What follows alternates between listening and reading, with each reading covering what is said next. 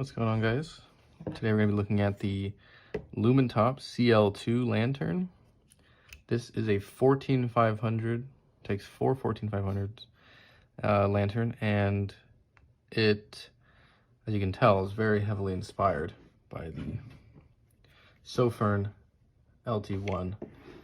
The reason I got this lantern is because, first of all, I really like the lanterns that are coming out of the flashlight community, and I also wanted to try out one that is 14500 size, because I think the size is very compact compared to the 18650 using LT1.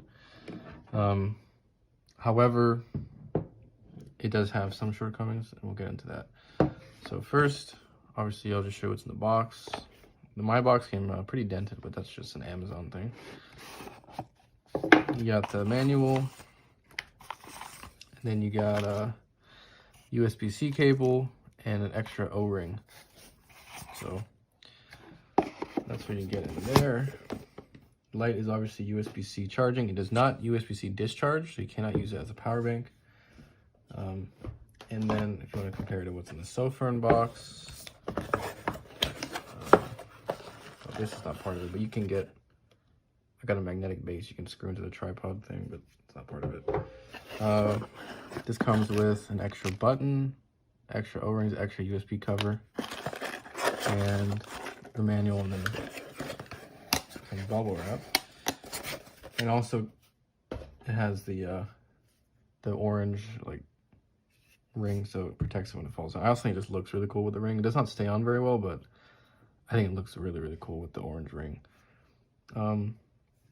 This also, the LumenTop also only comes in black, whereas the LT1 comes in orange, green, and black, and I think brown too.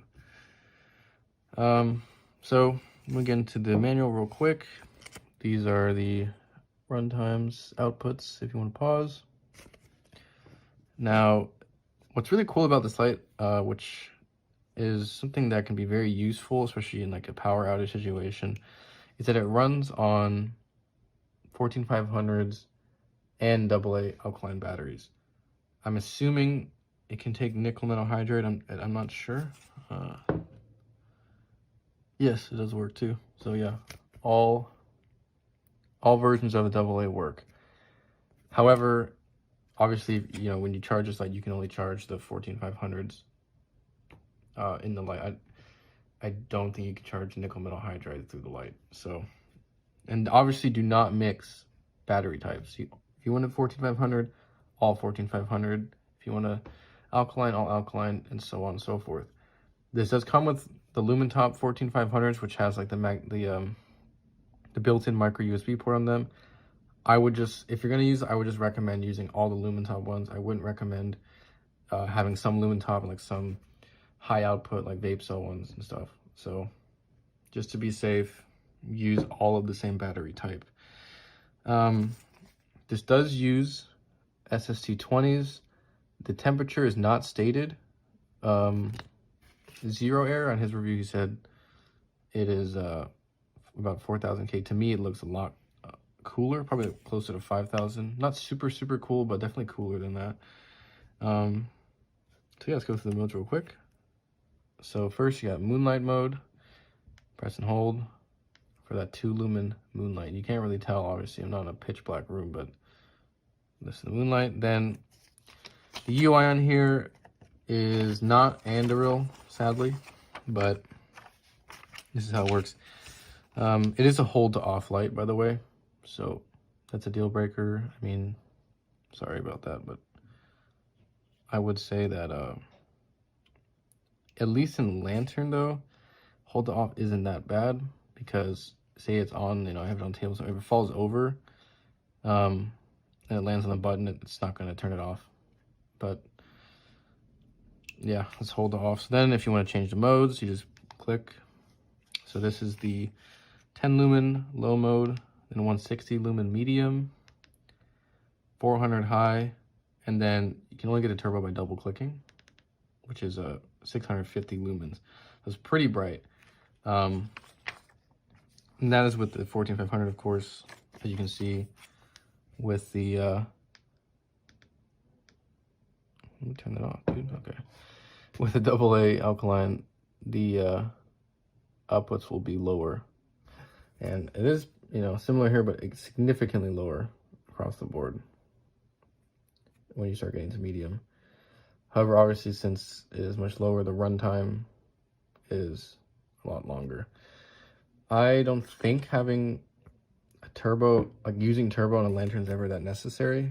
It's already, pretty bright, even at medium.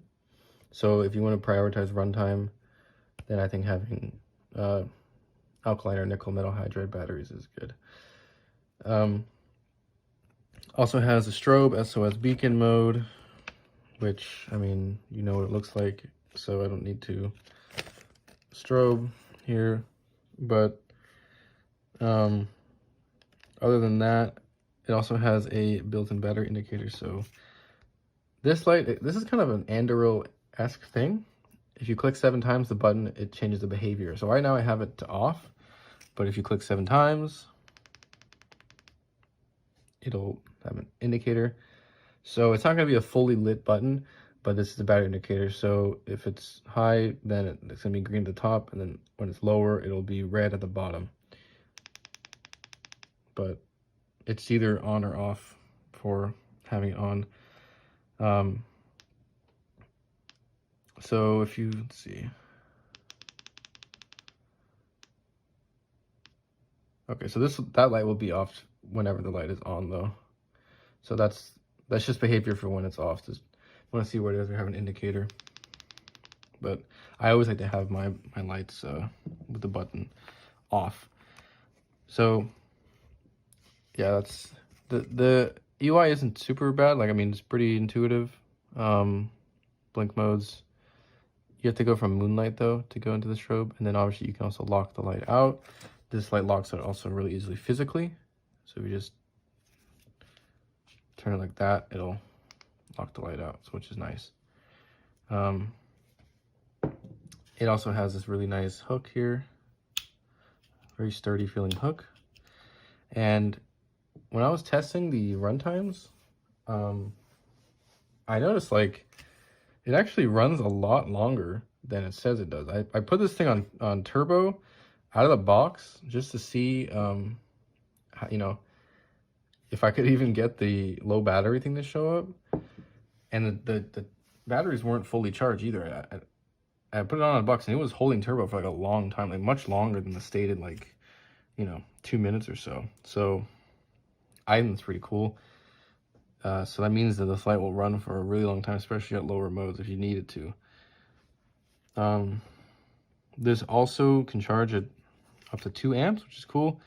And it can do the same thing as the LT1 where you can run it on 1, 2, 4 batteries. I don't think it can do no batteries charging, or it can light up with no batteries, but the LT1, if you have no batteries and you have it plugged in directly to like a power source, it will still turn on. But this one, you can use 1, 2, 3, or 4 batteries, so which is pretty cool.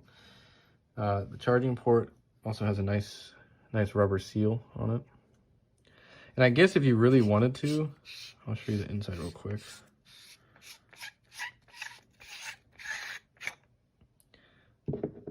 If you really wanted to charge these, you can charge them individually with the micro USB.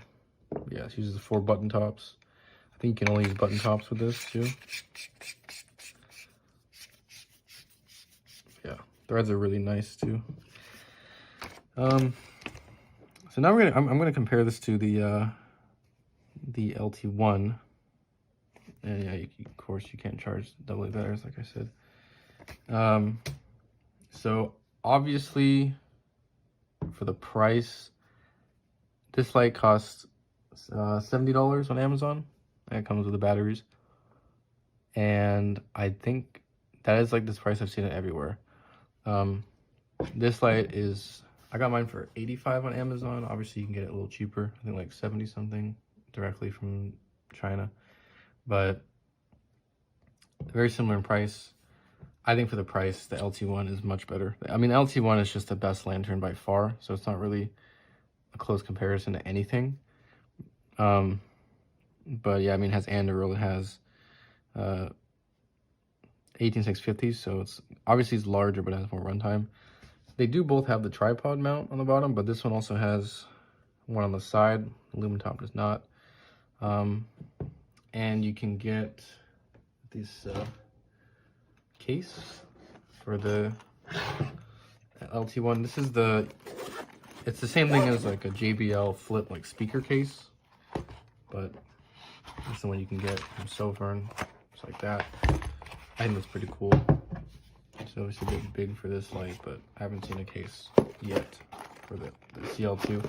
CL2 is a pretty new light though, so yeah. So just to compare, I will show you the tints, I guess. Oh, this one will have the batteries, contact, etc. All right, so this one has tint ramping though, so I mean I'm gonna ramp it to. That's very bright. Wow.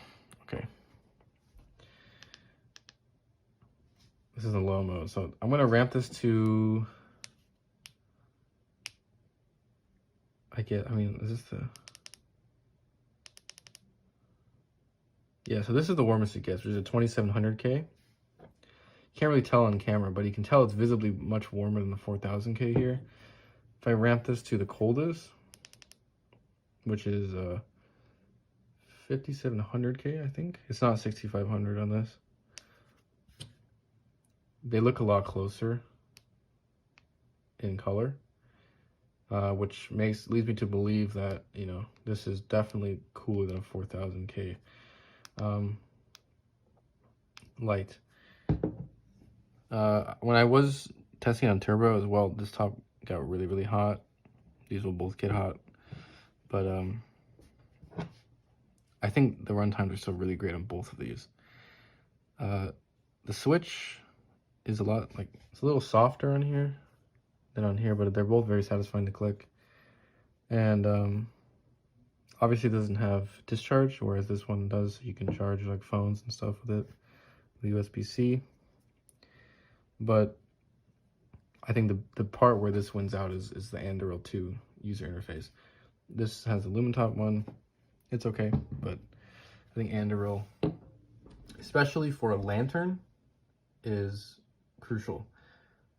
You know, the candle mode, the lightning mode, all of those are, you know, very amplified when you have a lantern, because,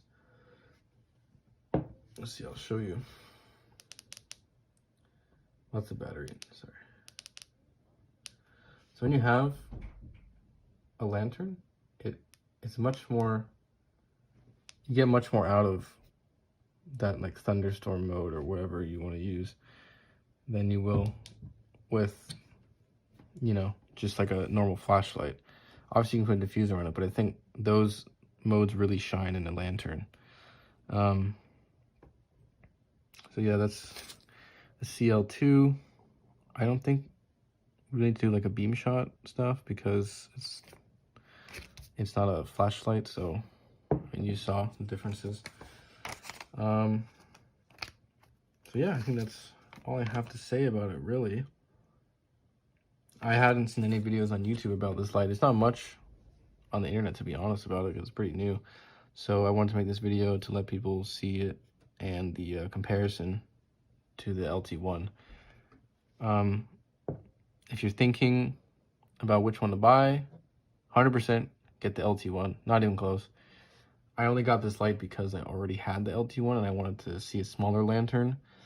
If I know Sofern is actually working on a mini version of the LT1, which is based on the Sofern IF25, which has tint ramping.